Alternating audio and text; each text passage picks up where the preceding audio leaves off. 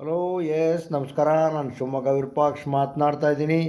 ನೋಡಿ, ಇವತ್ತಿನ ದಿವಸ ಉತ್ತರಾಯಣ ಪುಣ್ಯಕಾಲದ ಸಮಯ. ಸಂಕ್ರಾಂತಿ ಹಬ್ಬ ಬಂದಿದೆ 2024ರಲ್ಲಿ. ಉತ್ತರಾಯಣ ಪುಣ್ಯಕಾಲದ ಸಂಕ್ರಾಂತಿ ಹಬ್ಬ ಬಂದಿದೆ 2024ರಲ್ಲಿ.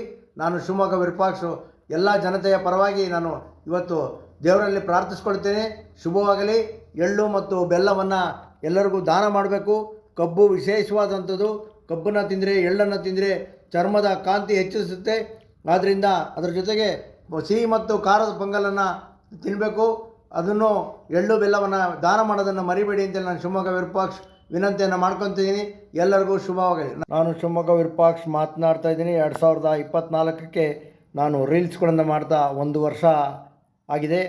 ನನಗೆ ಸಾವಿರಾರು ಜನ ವ್ಯೂವರ್ಸ್ಗಳು, ಫಾಲೋಯರ್ಸು ಎಲ್ಲ ಸಿಕ್ಕಿದ್ದೀರಾ. ನನಗೆ ಭಾಳ ಆನಂದ ಆಗ್ತಾಯಿದೆ. ಈ ಆನಂದ ಹೀಗೆ 2024ರಲ್ಲಿ ಮುಂದುವರಿಯಲಿ. ಇನ್ನೂ ಹೆಚ್ಚು ಹೆಚ್ಚು ನನಗೆ ಫಾಲೋಯರ್ಸ್ಗಳಾಗಲಿ. ನಾನು ಹೆಚ್ಚು ಹೆಚ್ಚು ರೀಲ್ಸ್ಗಳನ್ನ ಮಾಡೋದಕ್ಕೆ ನಿಮ್ಮೆಲ್ಲ ಪ್ರೋತ್ಸಾಹ ಬೇಕು ಅಂಥೇಳಿ ನಾನು ಶಿವಮೊಗ್ಗ ವಿರೂಪಾಕ್ಷ, ನನ್ನ ಯೂಟ್ಯೂಬ್ ಚಾನಲ್ ಇದೆ ಶಿವಮೊಗ್ಗ ವಿರೂಪಾಕ್ಷ ಅಂತೇಳಿ. ಸಬ್ಸ್ಕ್ರೈಬ್ ಮಾಡೋದನ್ನು ಮರಿಬೇಡಿ ಅಂತ ಹೇಳ್ತಾ ಇದ್ದೀನಿ. Thank you. ನಮಸ್ಕಾರ. ಶಬಕ. Thank you.